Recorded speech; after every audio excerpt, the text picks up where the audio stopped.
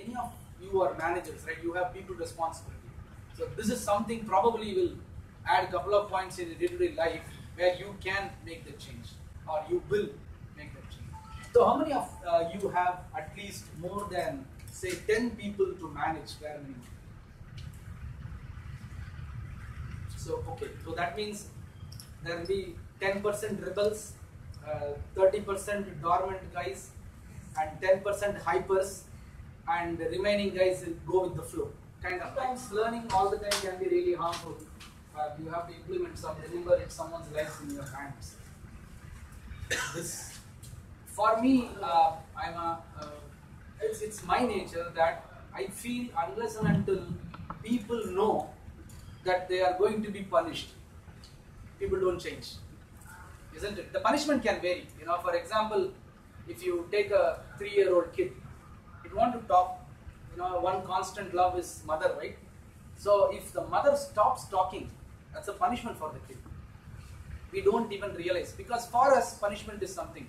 Punishment is, for example, the punishment can be financial, a slap, or physical damage. You know, someone come and bashing you up, or you being put into jail, kind of stuff. So we basically categorize, you know, what punishment is. Yeah, but we don't have that. We don't put that fear into us and do things. The moment you get that fear inside you, you automatically do things, right? Whether good or bad. I'm not justifying. It should not be judgmental, because once good for someone else is bad for someone else, right? Rain is good. You want it, and Chennai had it all. If someone is asking a question, you ask them, so what? You want to do this job, so what? Until you get the answer for that question, keep asking the question, so what? Ask the question. That's the problem. We assume. I assume all these words which are written here, everyone knows the meaning of it. That is the first assumption. That's where the mistake is.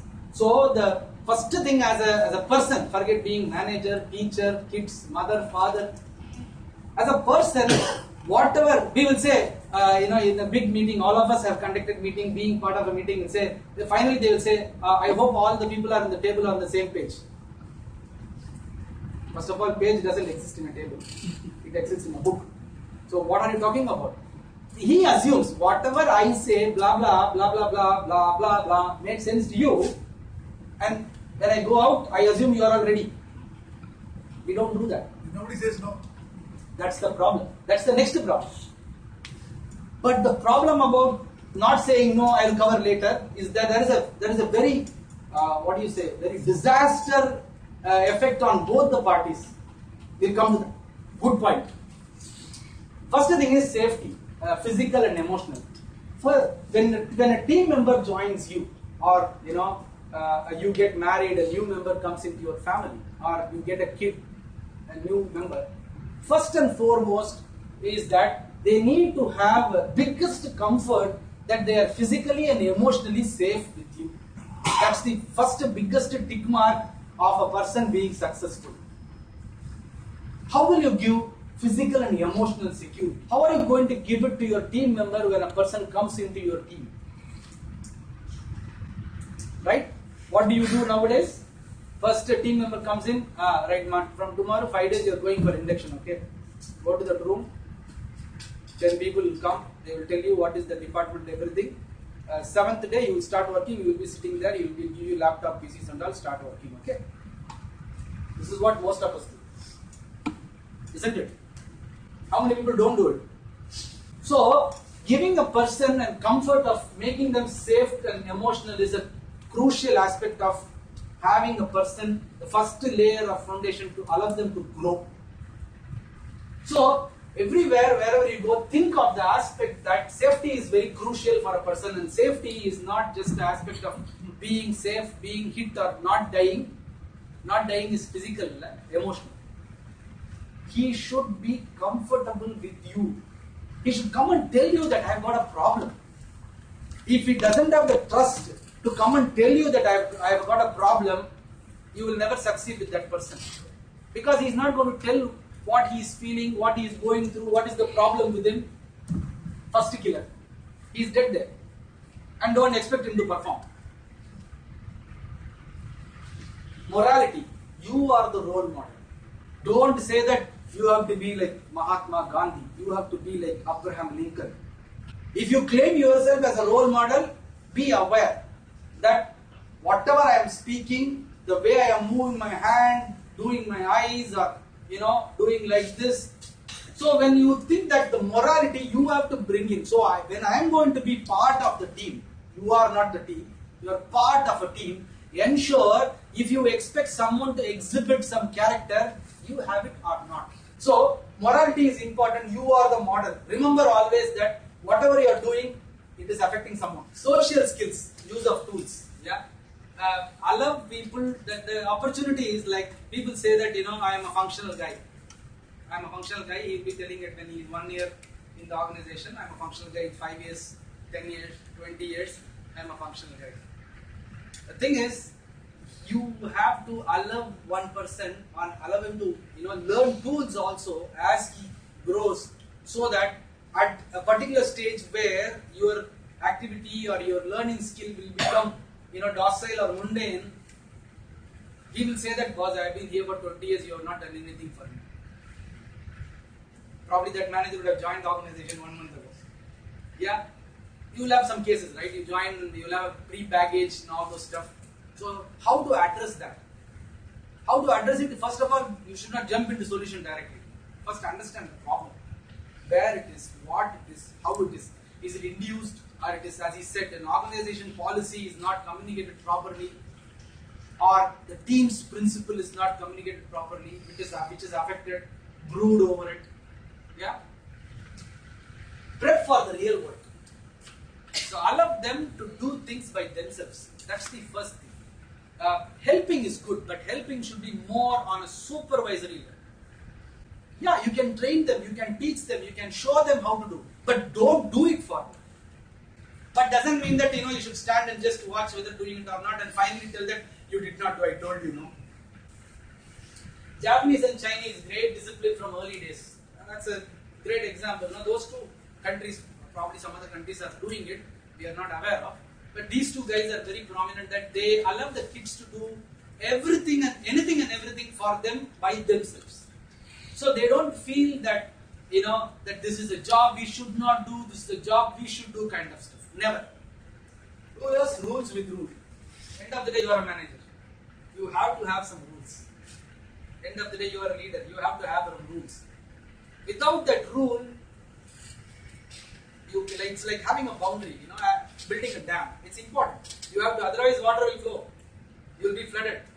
So you should know how much to what level you can allow it to brim, and then allow it to go. That's the way you should. So rules are required. Discipline is important. It's very, very important. I am perfect. Who is not? This is yourself. The reason I have put the you in Ulta is people see from their viewpoint is different, and from viewpoint is different. Boss is visible for us, team is visible for me. From when I see, they are Ulta. Start reading that way. So you are a different person by yourself. When you see someone else, they are different. Start realizing the fact that they are different, then approach them. Don't approach everyone with the same principle, same logic. It doesn't work. Simple, it doesn't work. Yeah? So what are things, team should ensure that there is attention, listen and educate turns.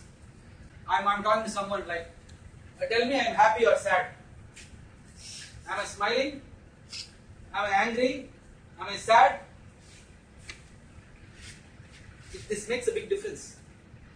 So when I'm talking to you, your body, your tone, everything should be present to the person, other person. Then only he will start listening to you. Then only you will get that aspect of emotional and physical security and safety of people understanding that, okay, this guy is listening to me. But you should know for whom you should use what. That's the job of your manager. That's the job of the leader. That's crucial. Looking at a shorter term, results also will be naturally short. Yeah? No rules. That's a mess up. Having no rules at all is a problem. You should have rules. and put the rules in such a way that it is very clear, no ambiguity. Boss mess up. Aiming to be buddies with their team members. Contradicting, right? I said you have to be buddies. Being a buddy is a very, very good aspect of thought process because you are allowing people to come. But for your role, you have to draw lines. You cannot, venture into that space. Once you become that, you are no more a boss. So don't say that you are a boss. Being too easy on discipline. Minimizing team communication and involvement. Everything not always can be top down. Same way it cannot be always bottom up. But still, there should be, in the moment you minimize the communication, it's gone. Remaining isolated from the community. Don't allow that to happen. If you see someone getting isolated just because they are not comfortable with the environment, address it immediately. Working too hard and burning out. This is one of your points. Now I like someone, favoritism. At one point of time, every job will be done by that guy alone, he will burn out. Once he burns out, not only that guy who has the ability to do the job, who wants to do the job cannot do, your team stops functioning. Because your work is done by that guy alone, and all of a sudden you think that manager will come, boss, you have 10 people, what happening? No work at all. Then you realize that your so-called liking has induced a habit that everything is done only by one guy and he is burnt out. What do you think one wants from another? That's the first question you should ask to each other. What the team member is expecting from you? What are you expecting from the team? What are you expecting from your manager or a boss or a line manager, whatever it is? You have to understand and put that question in front. What is it I want from you? And swap that I and you again and again. That's crucial. Once you know what, then you can find answers, options and all this stuff. But without a question, you are stranded. Where might their interest converge? So you find out the point where your interest will converge. Find out that medium, what you will understand, what you will understand, what you will understand. Then you achieve together. Beliefs versus values. This is the foremost. The whole presentation is around just these 2 points, belief and value. Belief is something which can change. Values, tough. I will not say cannot change, tough. Much tougher, because values are from the day one it is built in your life. Belief is like. So, you have to identify and respect that the belief is something which you could potentially change, so don't loom on it. But values are not like that. Values are something which is being fed to you from the day. So as a manager, as a leader, your job is to find out how has he been brought up. First quote was that if you want to build the future, worry about upbringing of the kids. Choose the correct channel based on understanding what is the person's background. Turn that into your benefit. Use that guy for areas where you want to arm twist someone. Because that is a trait, he will do it by default. So his value is now used effectively. A guy who does not talk, don't ask him to prepare a speech. But don't let him like that. He has to be out of that shell. He has to learn because he cannot be like that forever. He has to speak. About subconscious and conscious mind. Just an example. The example is of driving. The thing is, certain things, your mind, if you do it repetitively, it will automatically go and sit in your subconscious mind. Your ability to do it will become good. Do more, no more. No more, do more. So if you need to know it, you have to do it. If you don't know, there is another no is there, NO, no more. Yeah, the KNOW will change to NO if you don't do. If you are angry at someone, it is not hurting that person, it is hurting you. I am angry at you. Do you feel anything? Not even a pinch. Who is feeling it? Me. The moment you understand, you respect and ignore, your problem is solved. Understand why my team is not responding. Problem solved. Believing our team is perfect. My team is fantastic. Nothing can go wrong. The moment you think that, signs of doom, definite destined for doom. Living vicariously through other team members. Getting the job done through someone else. Keeping my team under a proper punch bag. And one sudden day your team is exposed. You are in the line of fire. Wanting to be your team's best friend forever. Don't be that. No one can be one's friend forever. Because you have to take stands as a leader at certain juncture. They have to know that you are playing that role of a leader at that time. Once you become a friend, they will breach that wall. Once they breach the wall, that friendship is broken. Engaging in too much amount of competitiveness. Competitiveness is required. Aggression is required. But too much is very, very dangerous. My company is too competitive, they have to blah blah blah blah blah blah. I have to make, that's fine. We will work towards it. We will work as a team. But my team will balance it out. One guy will cope up. If this guy can do 80%, the other guy will do 120. This guy can do 100, the other guy will do 100. One guy cannot contribute at all. I have to spend some time, groom him, bring up to the level, make him do 20, make him do 40, make him do 80. Don't expect things to turn out in one day. But same way, don't keep it too long. I don't want to take 22 years to build the Taj Mahal, or I don't want to take go and damage one particular building in a day. It's not like that. There is a time. The time factor is based on environmental also. And respect the environment, respect the humans around it also. Judging others based on other teams' action. Don't try to compare apples and oranges, they say, right? I'm telling, don't compare apple and apple itself. Because this is a different apple, that's a different apple. I am a different human, you are a different human.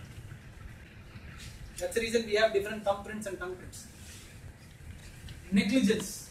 This is very crucial. This is inherently, this is the key of factor of the ignorance aspect. It is an ongoing failure to provide the right care and attention to one's need, including basic need and a safe environment, or to an emotional need, including warmth, security and care. And any one of this is not met, that will induce negligence.